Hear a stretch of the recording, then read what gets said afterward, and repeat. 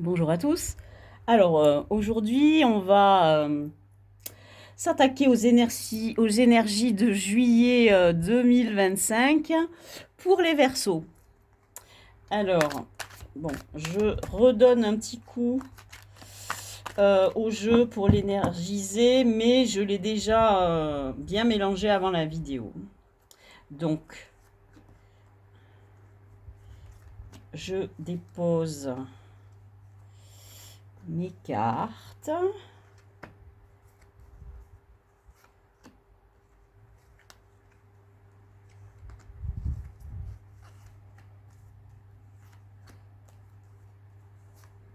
Voilà. Et donc, première lecture va être faite avec le tarot de Marseille de Jean Payen, 1743, et le deuxième partie sera avec le tarot Illuminati, qui n'a rien à voir avec les Illuminati. C'est son nom, c'est un tarot qui est sympa, qui porte bien son nom, il est assez lumineux, très coloré. Alors, première carte pour l'énergie du moment, on a l'énergie de l'arcane sans nom. Je ne vais pas dire le nom parce que on commence à avoir des petits problèmes. Donc c'est de la carte du changement et de la transformation. Bien, on va avancer un peu pour préciser petit à petit cette magnifique arcane majeure. Et on a dans le défi à relever le valet de denier. Donc, il s'agit d'une invitation à commencer à faire quelque chose dans la matière ou à gagner, commencer à gagner un peu d'argent. Les énergies extérieures qui vont vous aider, ce sont des énergies qui vont vous pousser à planifier quelque chose, un projet. Et à le matérialiser, donc avec ce valet de denier. Les énergies qui vous sont propres et sur lesquelles vous devez vous reposer, ou le jeu vous invite de vous reposer, c'est ce magnifique 2 de coupe. Alors le 2 de coupe, il y a deux manières de l'interpréter. Évidemment, ça peut représenter un couple très soudé, soit d'âme sœur ou de flammes jumelles, un couple de fusionnel, ou bien il peut représenter votre engagement que vous prenez pour vous-même, pour essayer d'être le plus proche possible de votre moi idéal, de ce qu'on appelle la meilleure version de vous-même. Je n'aime pas trop cette expression, mais bon, elle vous invite en tout cas à vous rapprocher du meilleur de ce que vous pouvez donner en tant que potentiel, au pluriel, hein. Ensuite, au cœur du jeu, on a un 10 de coupe. Donc on a une carte qui est une carte de coupe, donc qui est liée aux sentiments, aux émotions, et peut-être aussi à quelque chose qui serait encore une fois lié à un couple. En tout cas, il est question d'atteindre un potentiel qui est à son maximum et en même temps qui nous indique un changement de cycle. Vous voyez, la carte, elle porte cette coupe, cette 10e coupe qui est renversée. Parce que déjà dans le tarot de Marseille, le chiffre 9 représente déjà la perfection et l'aboutissement. Mais le 10 est un degré au-dessus qui touche vraiment presque au divin, on dira. Et parce que numérologiquement, on a un 9 et puis avec un 10, on retourne au 1. Et le 1, c'est le divin, et c'est aussi cette idée de cycle qui recommence. Et c'est pour ça que cette coupe en haut, cette 10e coupe est renversée et elle parle de ce cycle qui doit recommencer. Et qui nous est indiqué par la première carte ici, que vous reconnaissez. Donc, je vais ici retourner la carte qui touche à la vie sentimentale, vie affective. Donc, tout ce qui va toucher à vos relations de type amical, sentimental ou familial. Et on a un 4 de coupe. Donc, on a pour l'instant trois coupes. Donc, cette idée de 4 nous parle d'une stabilité au niveau de votre vie affective. Alors, cette stabilité peut être, on ne le sait pas encore, hein, représentée sous une manière positive ou au contraire négative. Est-ce que en ce moment, dans ce tirage, ça va nous indiquer que vous êtes à une étape très stable et où tout va bien, on dira, ou est-ce que cette carte va nous indiquer que cette stabilité ne vous suffit plus et que vous devez passer au niveau supérieur? Et d'où cette idée, en fait, avec le 10 de level up et avec le 13, l'arcane 13, sans nom, l'idée de transformation et de faire table rase. C'est un peu ça, cet arcane, hein, ici. Donc, ici, au niveau du travail ou de la vie sociale, si vous êtes à la retraite, on a un as d'épée qui nous indique que, bon, il va y avoir peut-être une vérité, quelque chose qui va se faire jour.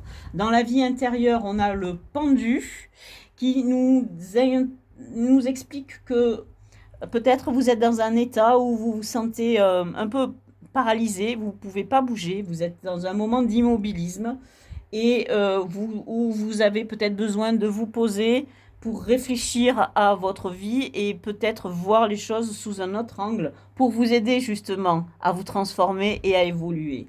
La dernière carte sur cet étage, donc ici, ça sera celle qui ouvre vers une perspective possible et on a un as de bâton, c'est le deuxième as et cet as de bâton complète le 3 qu'on a ici, qui nous dit planifier quelque chose. L'as de bâton vous dit allez-y, lancez-vous dans quelque chose. En fait, entreprenez quelque chose. Mettez votre énergie dans quelque chose à entreprendre. Alors, le bâton, ça peut être aussi pas simplement l'énergie créatrice, hein, pour une entreprise, une aventure aussi, quelque chose comme ça. Mais ça peut être aussi lié à l'énergie sexuelle. Donc on n'en sait pas plus pour l'instant, c'est beaucoup trop tôt. Et c'est là qu'intervient notre deuxième tarot, le tarot Illuminati. Donc on va lui redonner un peu d'énergie en le rebattant une nouvelle fois. Et on va déposer les cartes de cette deuxième partie de lecture qui va préciser notre première lecture générale, on dira, d'énergie, hein, puisque le tarot de Marseille, il est beaucoup plus vague que, par exemple, ce tarot qui, lui, est un tarot qui se rattache à la tradition du Rider-Waite. Donc, on a un peu moins de liberté d'interprétation dans ce tarot-ci. Et le tarot de Marseille, lui, il est plus ouvert, mais comme il est un peu plus vague, il est plus difficile à interpréter. Il nous donne plutôt une idée générale des énergies. Donc, sur notre première carte, qui est donc l'énergie du moment, sur l'arcane 13, on a un 6 de coupe qui nous indique un état peut-être de nostalgie, de retour à l'enfance. Il y a aussi un trio. Alors, s'il y a un couple, hein, même si c'est quelque chose qui est rattaché à l'enfance, ça peut signifier un couple, par exemple, qui existe depuis longtemps ou qui était prédestiné depuis longtemps. Mais on a ici une troisième personne qui a l'air de superviser un petit peu ses enfants, qui a un œil dessus, hein, qui les surveille.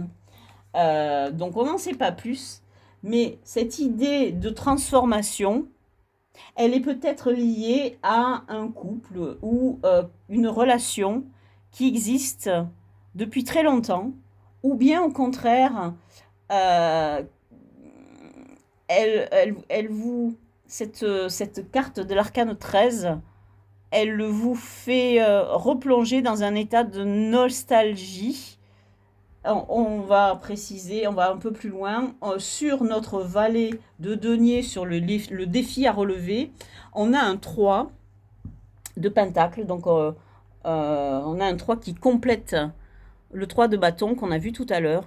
Et ce 3 de pentacle nous indique à collaborer. Et il est dans les pentacles, donc alors qu'on a un valet de denier.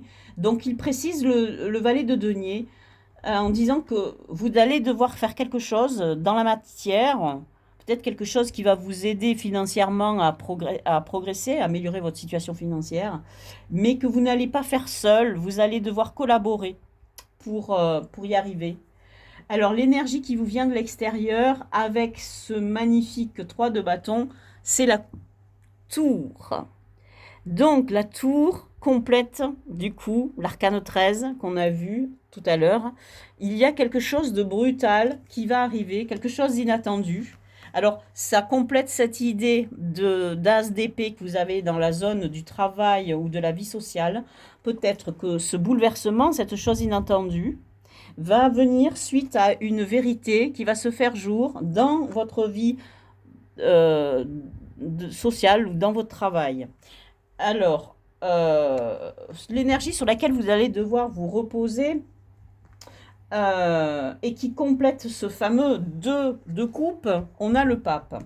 Alors, intéressant sur le pape, alors ici ça s'appelle le hiérophante, puisqu'on est dans l'école du Rider-Waite, mais enfin on voit bien que c'est un pape qui ressemble quand même pas mal à notre pape du tarot de Marseille, puisque il a les mêmes attributs que le tarot de Marseille, et il a les deux moines auxquels il enseigne. La différence, c'est qu'on a les deux clés qui représentent les clés de Saint-Pierre, et normalement, il y en a une en or, une en argent, qui sont liées aussi à la symbolique qui touche à la papauté. Donc, on est toujours dans dans la même signification dans cette carte. Cette énergie, c'est l'énergie de la foi. Le pape, c'est la foi. C'est aussi le pape, quelqu'un qui relie le terrestre au céleste. D'où toute la symbolique voilà. Donc, on vous dit peut-être d'avoir la foi en peut-être en votre couple, c'est possible. On vous dit de vous engager aussi, c'est une carte d'engagement, le pape, en particulier dans le Rider-Waite. Peut-être qu'on vous dit engagez-vous dans votre couple, engagez-vous plus avant, il y a peut-être cette idée-là, et croyez beaucoup plus profondément à ce couple. Donc, l'énergie centrale, on a, pour aller avec ce 10 de coupe, on a la reine de denier, enfin la reine de pentacle, ici, qui est magnifique dans ce jeu. Alors, qu'est-ce qui est intéressant dans ce centre? La reine de pentacle, elle, par contre, si elle existe dans le cadre d'un couple, elle est très attachée à son indépendance. Et en particulier à son indépendance financière, puisqu'on est dans le denier. Donc, pour l'instant, le jeu vous dit, créez quelque chose avec d'autres personnes, quelque chose qui va vous aider à gagner de l'argent, quelque chose qui va participer à votre bonheur, à votre maturité émotionnelle, et qui va garantir votre indépendance. C'est-à-dire que ce couple-là, dans lequel vous devez vous engager, ce couple qui a l'air d'être fusionnel, passionné, un amour passionnel, passionné, un couple fusionnel, pour que vous soyez épanoui et équilibré, et pour que ce couple fonctionne, il ne faut pas que vous vous fondiez dans ce couple. Il faut que vous vous préserviez, et il faut que vous puissiez être indépendante en cas de problème déjà, mais même pour garder cet équilibre dans le couple, il faut que chaque membre, enfin chaque partie, chaque chaque individu dans la paire puisse se reposer que sur lui-même. Il faut qu'il soit complet en soi pour pouvoir euh, agir pleinement et apporter euh, pleinement et sans problème tout ce qu'il doit apporter dans un couple. Un couple, c'est vraiment un échange et il doit être équilibré. Et si une des deux personnes est plus engagée que l'autre, ou si elle a plus de pouvoir sur l'autre, ou qu'elle pense en avoir plus parce que, par exemple, une des deux personnes travaille et l'autre pas, ou, ouais, eh bien, cela crée à long terme des problèmes dans le couple. Et donc là, ce que vous dit le jeu, c'est travailler à ça, travailler à votre indépendance, hein, tout en vous... Voilà. Alors, on a la lune qui se représente sur la vie affective. Donc, sur ce 4 de coupe. Donc, ce 4 de coupe nous indique que ce couple dans lequel vous devez vous engager, etc., il est stable. Mironron peut-être un peu trop. Et on a l'arcane de la lune qui vient se poser par-dessus. Alors, l'arcane de la lune, c'est un arcane qui est assez riche, qui a des côtés positifs et négatifs. Le côté négatif, c'est qu'il y a des choses qu'on ne comprend pas, des choses qui sont cachées et qui ne sont pas encore mises en lumière. Donc, dans vos histoires de couple, il y a des choses en dessous à découvrir. En même temps, c'est une énergie qui est très douce et très féminine. Donc, en soi, cet aspect-là n'est pas négatif, mais il y a beaucoup de rêves, peut-être des illusions et peut-être des choses cachées, en tout cas un mystère, hein, qui plane sur ce couple. Dans le travail, on a cette fois-ci un 2 d'épée qui indique que il y a un chemin à prendre, hein, quelque chose, une décision, un choix à faire, et que ce choix n'est pas forcément facile puisque on est un petit peu à l'aveugle. Là, ce personnage, il a les yeux bandés. Donc, on est un petit peu, on est, cette décision, on doit la prendre suite à cette vérité qui se fait jour, hein. On voit qu'on a l'arcane 13, on voit qu'on a la tour, donc on a vraiment un changement, quelque chose qui doit se passer, suite à peut-être une nouvelle qui vous arrive dessus, et un choix peut-être à faire, un chemin différent à prendre. En tout cas, c'est ce que nous dit le jeu. Dans votre énergie intérieure, on a l'énergie de l'empereur. Alors, ça c'est très intéressant parce que le point commun entre le pendu et l'empereur, c'est la position des jambes. Alors, ici, on a un empereur qui est un petit peu à cheval entre l'empereur du Rider-Waite et l'empereur du tarot de Marseille. Donc, il nous rappelle un petit peu la position de l'empereur dans le tarot de Marseille, qui a les mêmes positions de jambes que celle du pendu.